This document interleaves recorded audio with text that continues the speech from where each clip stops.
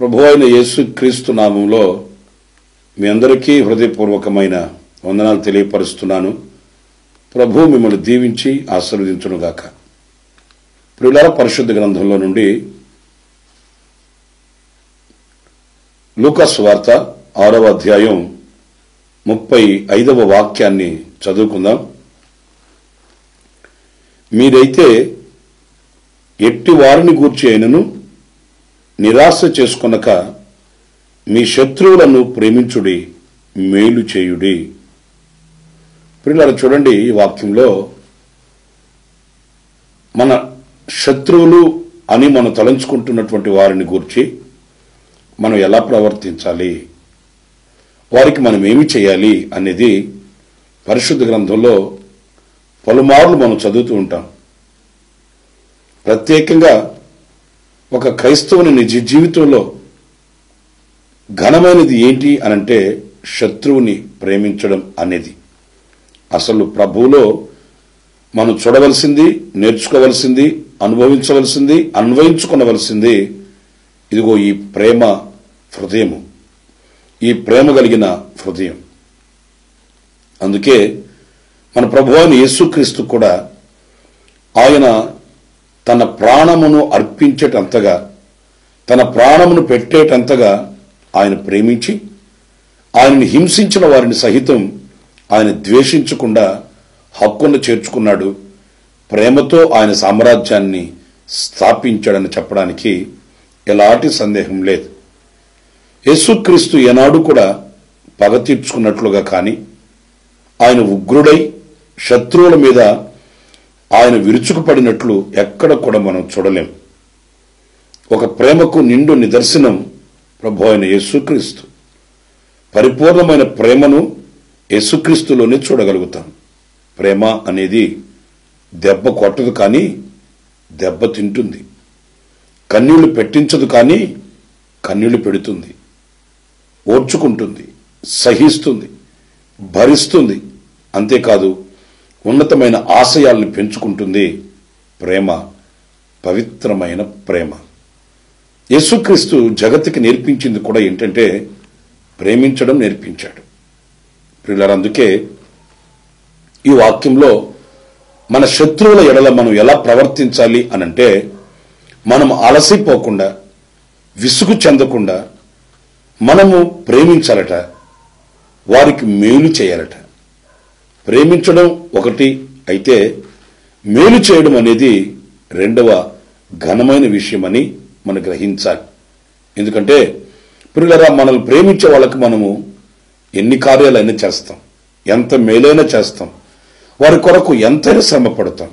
కానీ మనకు కీడు చేస్తున్నారని తెలిసి మన కొరకై వాళ్ళు ఒడ్డుతున్న వలలు మనకు అర్థమవుతూ మనం కనులారా చూస్తూ కూడా ప్రేమించడం అనేది ఇది దైవత్వపు సకల పరిపూర్ణతలకి మరి నాంది అని మనం మర్చిపోకూడదు.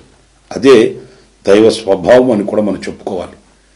గనుక ఈ వాక్యంలో మనం గమనిస్తే మనము ఎలా మేలు చేయాలి చూడండి. పరిశుద్ధ గ్రంథంలో చక్కటి మాట వ్రాయబడి ఉంది. అదేంటంటే రోమీయులకు రాసిన పత్రిక 8వ అధ్యాయం 31వ వాక్యంలో చూస్తే, ప్రభువు మన పక్షమున ఉన్నప్పుడు మనకు అసలు విరోధి ఎవడు? ఇలాంటి ఒక అనుభవాన్ని గనక మనం కలిగిన వారమైతే మనం ఎవరిని మన విరోధులు అని మనం చూడమండి, ఎవరిని ఇతను నా శత్రువు అని మనం చూడము. ఒకవేళ మనకు హాని తలపెట్టిన వారైనా, మనకు కీడు చేస్తున్న వారైనా, మనల్ని గురించి చెడుగా ప్రచారం చేస్తున్న వారైనా, మనల్ని గురించి అనేక విషయాల్లో అనేకుల దగ్గర మన కీర్తిని, మన మంచి పేరును చెడగొడుతున్న వారైనప్పటికీ కూడా వారిని మనము శత్రువులుగా కాకుండా వారిని మనము మిత్రులుగానే చూడగలుగుతాం. అలాంటి ఉన్నతమైన దృష్టి కూడా మనకు కలుగుతుందని చెప్పడానికి సందేహమేమీ కూడా లేదు. ప్రియులారా, చూడండి, ఒక రోజున సౌలు దావీదును చంపాలని కంకణం కట్టి దావీదును వెతకడానికి మరి సౌలు ఆ అరణ్యములు తిరుగుతున్నప్పుడు సౌలుతో ఉన్న వాళ్ళు ఒక గుహలో ఉన్నారని దావీదుకి తెలిసింది. ప్రియులారా, పరిశుద్ధ గ్రంథంలో మనం చదివితే దావీదు మెల్లగా వెళ్ళి చూస్తే సౌలు నిద్రావస్థలో ఉన్నాడు. అప్పుడు దావీదు ఏం చేశాడు? తిన్నగా వెళ్ళి అతని వస్త్రపు చెంగు కొంచెం మరి కత్తిరించి దూరానికి వెళ్ళిపోయాడు. ఆశ్చర్యమైన సంగతి, సౌలు మూలంగా దావీదుకి ప్రాణహాని ఉందని, సౌలు దావీదుకి హాని తలపెడుతున్నాడని, సౌలు దావీదును చంపడానికి అంతమందిని పోగు చేసుకుని వస్తున్నాడని దావీదుకి తెలిసినప్పటికీ ఇంతటి విశాలమైన హృదయం దావీదుకి ఎలా కలిగింది? చూడండి, తన శత్రువు అనుకుంటున్నటువంటి సౌలు చేతికి దొరికినా కూడా ఎలాంటి అపాయం కలుగు చేయకుండా, ఇతడు యెహోవా చేత అభిషేకించబడిన వాడు, ఇతనికి నేను హాని చేయకూడదని మరి దావీదు సౌలును ప్రేమించిన వ్యక్తిగా కనిపిస్తాడు. చూడండి, ఆ మాటల్ని మనం సమూయేలు రాసిన మొదటి గ్రంథం 24వ అధ్యాయం 11వ వాక్యంలో మనం చూస్తామండి. నా తండ్రి చూడుము, ఇదిగో చూడుము, నిన్ను చంపక నీ వస్త్రపు చెంగు మాత్రమే కోసితిని గనుక నా వలన నీకు కీడు ఎంత మాత్రమును రాదనియు, నాలో తప్పిదము ఎంత మాత్రమును లేదనియు నీవు తెలుసుకొనవచ్చును. నీ విషయమై నేను పాపమును చేయని వాడనై ఉండగా నీవు నా ప్రాణమును తీయవలనని నన్ను తరుముచున్నావు. నీకును నాకును మధ్య యెహోవా న్యాయము తీర్చును. చూడండి, దావీదు యొక్క మనసు ఎంత విశాలమైనదో. దావీదుకి హాని చేయడానికి తలపెడుతున్న వ్యక్తిని నా తండ్రి అని పిలుస్తున్నాడు. అంటే ఒక తండ్రిని ఎలా ప్రేమిస్తాడో, ఒక తండ్రిని ఎలా గణపరుస్తాడో, ఒక తండ్రి ఎడల కుమారునికి ఎంతటి గాఢమైన ప్రేమ ఉంటుందో ఆ ప్రేమతోనే సౌలుని పలకరిస్తున్నాడు. నేను నీకు హాని తలపెట్టట్లేదు, నేను నిన్ను ప్రేమిస్తున్నాను, నీకు ఎప్పుడు నేను కీడు చేసిన వాడను కాను, కానీ నా ఎడల అలాంటి అభిప్రాయం కలిగి ఉండడమే బాధాకరమైనది అన్నట్లుగా జాలితోనూ ప్రేమతోనూ బతిమాలుకుంటున్న వ్యక్తిగా దావీదు కనిపిస్తాడు.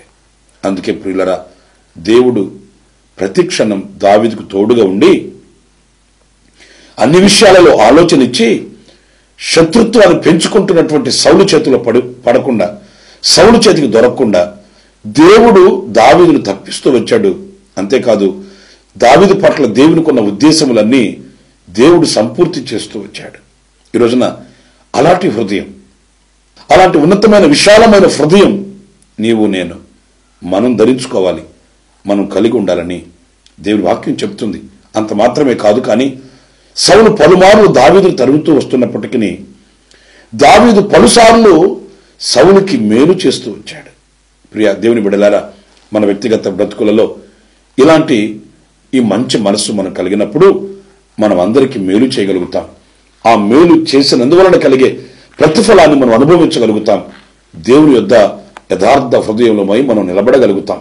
ఈ రోజున అనేకులలో కక్షలు, ఈర్ష్యలు, ద్వేషం, పగ, ఒకరి ఎడల ఒకరికి మనస్పర్ధలు కలిగి ఒకరిని గురించి ఒకరు విమర్శించుకుంటూ, ఒకరిని గురించి మరొకరు దూషించుకుంటూ, ప్రియులారా, లోకస్తులకి మరి దేవుని ప్రజలు అని పిలువబడే వారికి ఎలాంటి వ్యత్యాసం లేదేమో అన్నట్లుగానే ప్రవర్తిస్తున్నటువంటి ప్రవర్తన శైలి ఆయా చోట్ల మనం చూస్తున్నాం. అంత మాత్రమే కాదు, కుటుంబాలలో కూడా ప్రేమ సఖ్యతలు కనుమరుగైపోతూ క్రీస్తు ప్రేమను ప్రతిబింబించవలసిన వ్యక్తులలో ఈ రోజున ఆ దైవ ప్రేమ మరుగైపోతున్నటువంటి రోజుల్ని మనం చూస్తూ ఉన్నాం. అన్నదమ్ముల మధ్య, అక్క చెల్లెళ్ల మధ్య, తల్లిదండ్రుల మధ్య ఎన్నో విభేదాలు లేక భేదాభిప్రాయాలతో ఈ రోజున సాతాను వేస్తున్నటువంటి పలు విధమైన ఉచ్చులలో పడి కన్నీళ్లే అన్నపానాలుగా భుజిస్తున్న వ్యక్తుల్ని మనం ఈ రోజున కనులారా చూస్తున్నాం. అందుకే ఇదిగో దేవుని వాక్యం ఈ పూట మనతో చెబుతుంది, అలాంటి మనస్తత్వం కలిగిన వారం కాకుండా మన శత్రువు అనబడే ఆ వ్యక్తుల్ని మనం ప్రేమించాలి, వారికి మేలు చేయాలని దేవుని వాక్యం చెబుతుంది. దీనిలో మనం దావీదుని జ్ఞాపకం చేసుకున్నప్పుడు దావీదు లాంటి మనస్సుని మనము కూడా కలిగిన వారమై దావీదు సౌలుకు చేసిన ఉపకారాన్ని మనము కూడా తలంచుకొని అలాంటి మార్గాలను ఎంపిక చేసుకొని మనము దేవుని ఎదుట ప్రతిఫలాన్ని పొందే వ్యక్తులు కావాలని దేవుని వాక్యాన్ని బట్టి మనం నేర్చుకోవాలి. అంత మాత్రమే కాదండి, ఒక రోజున దావీదు లేని సమయాన శత్రువులు వచ్చి దావీదు ఉన్నటువంటి ఆ పరిసరాల్ని అగ్నితో కాల్చి నివాసాలని బూడిద చేశారు. అంతేకాదండి, మరి దావీదు యొక్క కుటుంబీకుల్ని వాళ్ళు బంధించి తీసుకుని వెళ్ళిపోయారు. తర్వాత దావీదు వచ్చి ఆ పరిస్థితి చూచినప్పుడు హృదయం రగిలిపోయింది. ప్రియులరా, ఇక శక్తి లేదు అన్నంతగా దావీదు ఏడ్చి ప్రలాపించి కన్నీళ్లు పెట్టాడు. ఆ పట్టణం కాల్చబడిపోయినప్పుడు తన బంధువులు, తన యొక్క భార్యలు బంధింపబడి చెరకు కొనుక్కోబడ్డారని తెలిసినప్పుడు ఎంతగానో వ్యధ చెంది శక్తిని కూడగట్టుకొని కన్నీళ్లు కార్చి ప్రభు సన్నిధిలో మొరపెట్టాడు. ఆ సందర్భంలో నేను మీకు జ్ఞాపకం చేయాల్సిన మాట ఏంటో తెలుసండి ప్రియులరా. మరి ఆ శత్రువుల్ని తరుముతూ వెళుతున్నప్పుడు మార్గంలో ఒక ఐగుప్తీయుడు మూర్ఛల్లి పడిపోయి ఉన్నాడండి. అంతలో దావీదుతో ఉన్న వాళ్ళు దావీదు దగ్గరికి అతను తీసుకుని వచ్చినప్పుడు ఆశ్చర్యమైన సంగతి ఏంటంటే అతడు ఐగుప్తీయుడు అని తెలిసింది. అతనిని అడిగారండి, నీవు ఎక్కడ వాడివి అన్నప్పుడు మరి అతను మాట కూడా చెప్పలేని పరిస్థితుల్లో ఉన్న అతనికి ఏం చేశారు? అంజూరు పడలు తినిపించి అతనికి ద్రాక్షరసం త్రాగించి అతనికి మరలా మేలు చేసి అతన్ని బ్రతికించారండి. ఆశ్చర్యమైన సంగతి ఏంటంటే అతడు స్పృహలోకి వచ్చిన తర్వాత ఆనవాళ్ళు అడిగినప్పుడు అతడు ఐగుప్తీయుడు, మరి అతని యజమానులు అతను కాయలా పడ్డప్పుడు విడిచిపెట్టి వెళ్ళిపోయారని అతడు వాపోయాడు, కన్నీళ్లు కార్చాడు. సమూయేలు రాసిన మొదటి గ్రంథం 30వ అధ్యాయం 11వ వాక్యంలో మీరు చూస్తారండి ప్రియులరా. దావీదు అలాంటి శత్రువైన వానికి కూడా మేలు చేసి వాని ప్రాణమును తెప్పరళ్ళు చేసి అతన్ని బ్రతకనిచ్చి అతనికి ఎంతో ఉపచారము చేసినట్లుగా వాక్యం చెప్తుంది. ఒక్కసారి మనం ఆలకిస్తే మనం చేయగలిగింది చేయలేకపోవడమే పాపము. మనం చేయగలిగింది చేయడానికి మనం సంశయిస్తున్నప్పుడే మనం దేవుడికి దూరమైపోతున్నామని మనం గ్రహించాలి. పలుసార్లు మనము దేవుడు మనకు అప్పగించిన వారిని, దేవుడు మన ద్వారా అనేకులకు మేలు చేయాలని ఆశించినప్పుడు ఆ మేలు చేయడంలో మనం వెనకంజి వేసినప్పుడు దేవుని ప్రణాళిక, దేవుని సంకల్పం మనం చేయకుండా వెనుతిరుగుతున్నామనే విషయాన్ని మనం గమనించాలి. మీకు ఒక చిన్న మాట నేను మీతో చెప్తాను. అదేంటంటే ఒక పాస్టర్ గారికి, ఒక దైవజనుడికి ఒక మంచి అలవాటు ఉండేదట.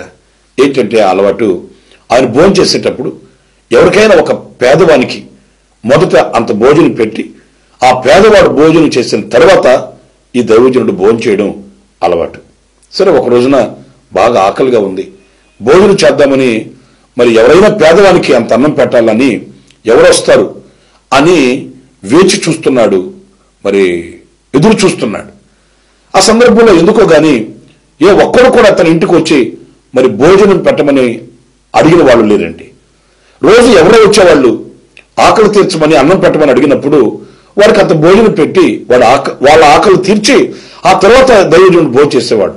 కానీ ఆ రోజున ఎవరో రాకపోయేసరికి దైవజనుడు ఆశ్చర్యంగా చూస్తున్నాడు. ఏంటి, ఎవరు రాలేదు, ఎవరికైనా అంత అన్నం పెట్టి ఎవరికైనా అంత ఆకలి తీర్చి మనం భోజనం చేద్దాం అనుకుంటే ఎవరు కనిపించట్లేదు అని ఎదురు చూస్తున్నాడు. అంతలో ఏం జరిగింది ప్రియులరా, ఒక అతను మరి ఇకారంగా ఉన్నాడు, మట్టి చారలు చింపిరి జుట్టు వేసుకొని మరి ఈ దైవజనుడికి అతనికి భోజనం పెట్టడానికి ఏ మాత్రం కూడా ఇష్టం లేనంతగా అతని యొక్క వైఖరి ఉంది. అతగాడు వచ్చి ఇంటి దగ్గర నిలబడి ఆకలి తీర్చమని భోజనం పెట్టమని అడిగారట. వెంటనే దైవజనుడు ఏం చేశాడు తెలుసండి, అతని ఆకారాన్ని చూసి వెంటనే అన్నాడు, ఒరే బాబు నువ్వు వెళ్ళరా, నీకు ఇప్పుడే వచ్చిందంటారా సమయం, వెళ్ళు అని ఆ దైవజనుడు అతన్ని నిరాకరించి పంపించేశాడు. అతగాడు వెళ్ళిపోయాడు అనుకోండి. ఆశ్చర్యమైన సంగతి ఏంటంటే గంట అయింది, 2 గంటలైంది, ఎవరూ రావట్లేదు. అంతలో దైవజనుడు వెళ్ళి ఒక చిన్న ప్రార్థన, ప్రభువా నేను ఎవరో ఒకరికి పేదవారికి అంత భోజనం పెట్టి నేను భోజనం చేయడం అలవాటు, కానీ ఈ రోజున ఎవరూ రావట్లేదు, దయచేసి ఎవరినైనా పేదవాళ్ళని పంపించమని ప్రార్థన చేశాడట. అప్పుడు దేవుడు స్పష్టంగా ఆ దైవ సేవకులతో ఏం చెప్పాడు తెలుసా, నేను పంపించిన వాణిని నువ్వు తృణీకరించావు, నేను అతని ఎడల ఎంతో సంకల్పం కలిగిన వాడనై, ఎంతో ఉన్నతమైన ఉద్దేశములు కలిగిన వాడనై నేను అతనిని నీ ఇంటికి పంపించాను. కానీ నీవు అతని పై వేషాన్ని చూచి అతని యొక్క రూపాన్ని చూచి అసహ్యించుకొని అతనిని నీ ఇంటి దగ్గర నుంచి నువ్వు గెంటి వేశావు. మరలా ఇప్పుడు నా సన్నిధిలో నువ్వు ప్రార్థన చేయడం ఎలా అని.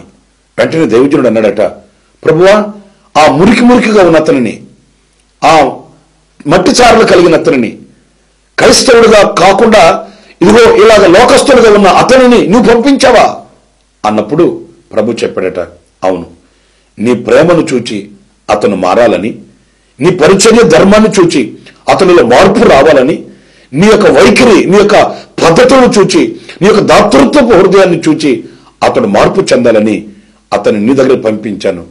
కానీ నువ్వు అలా చేయలేదు కదా. వెంటనే దైవజనుడు పశ్చాత్తాపడ్డాడు, పరుగు పరుగున వెళ్ళాడు. అతడు ఎక్కడో వెళ్ళిపోయి ఉన్నాడు. అయినా కూడా అతన్ని వెతికి అతన్ని పట్టుకొని వచ్చి అతనికి ఆకలి తీర్చి భోజనం పెడుతూ ఈ దైవజనుడు కన్నీళ్లతో జరిగిన విషయాన్ని చెప్పాడటండి. ప్రియులారా, ఆశ్చర్యమైన సంగతి ఏంటంటే, ఎప్పుడైతే ఈ దైవజనుడు ఈ జరిగిన సంగతి అంతా అతనితో చెప్పాడో అతను మనసు మారిందండి. నేను దేవుని దృష్టిలో ఉన్నానా? నీ దేవుడు నన్ను ప్రేమిస్తున్నాడా? నీ దేవుడు నన్ను ఇంతగా మరి ఆలోచించి నీ ఇంటికి పంపించి నీ ద్వారా నేను మారాలని ఆయన ఆశ కలిగి ఉన్నాడా? అలాంటి జీవము కలిగిన దేవుడు నాకు కావాలి. నన్ను గూర్చి ఆలోచించే దేవుడు నాకు కావాలి. నన్ను గూర్చి పరామర్శించే దేవుడు నాకు కావాలి. నన్ను గూర్చి ఎన్నో ఉన్నతమైన ఉద్దేశములు కలిగిన ఆ దేవుడు నాకు కావాలని అతడు పశ్చాత్తాపడి కన్నీళ్లు కార్చి యేసు ప్రభుని నమ్ముకొని ఆయన మార్చబడిన ఒక వ్యక్తిగా, అతడు కూడా ఒక దైవ సేవకుడుగా మార్చబడడం విశేషమండి. ఈరోజున నా ప్రియులారా, మనము కూడా ఎవరిని తృణీకరించక, ఎవరిని ఉల్లంఘించక, ఎవరిని మనం ద్వేషించక, మన శత్రువులను సహితం మనం ప్రేమించగలిగితే నిశ్చయముగా దేవుని యొక్క ఉద్దేశములు సార్థకం చేయగలిగిన వానిగాను, దేవుని ఉద్దేశంలో నెరవేర్చగలిగిన వానిగా ప్రతిఫలమును పొందుకున్నటకు మనం అర్హులుగా మార్చబడతామని మనం గ్రహించాలి. గనుక ఈ వాక్యంలో మనము మన శత్రువులను మనం ప్రేమించాలి, వారికి మేలు చేయాలి. ఒకవేళ మీలో ఇంతవరకు ఒకరి పట్ల ఒకరికి మనస్పర్ధలు, ఒకరిని చూచి ఒకరు ద్వేషించుకోవడం, కోపగించుకోవడం, ఇలాంటి అనుభవాలు మీకు కలిగిన ఎడల వాటిని విడిచిపెట్టి దేవుని సమాధానాన్ని పొందుదాం. దేవుని కనికరాన్ని అనేకులకు మనం చూపెట్టగలిగి మరి దేవుని యొక్క ప్రతిఫలాన్ని పొందే వ్యక్తులుగా మనం మార్చబడాలి. ఇది మన ఎడల దేవునికున్న నిత్య సంకల్పమని మనం గ్రహించాలి. దేవుడు అలాంటి కృప మనందరికీ దయచేయునుగాక. ఆమేన్. తలలో వంచండి, ప్రార్థన చేసుకుందాం. జీవాధిపతి అయిన ప్రభువా, మీకు వందనాలు చెల్లిస్తూ ఉన్నాను స్వామి. ఇదిగో ఈవేళ నీ వాక్యములోని నైనా గూఢార్థాన్ని మేము గ్రహించి మేము నీ రూపాన్ని, మీ స్వభావాన్ని, మీ మనసును వ్యక్తపరిచే వ్యక్తులుగాను, లోకానికి చూపించే వ్యక్తులుగా మమ్మల్ని తీర్చిదిద్దమని, మా శత్రువులను మేము ప్రేమించి వారికి మేలు చేయగలిగిన వ్యక్తిత్వాన్ని మీరు మాకు ధరింపచేయమని మమ్మల్ని ఒక్కొక్కరిని మీ చేతులకు సమర్పించుకుంటూ యేసు నామములో ప్రార్థించి వేడుకొనుచున్నాను తండ్రి. Amen, amen, amen. ప్రభు మిమ్మల్ని దీవించి ఆశీర్వదించునుగాక. ఆమెన్.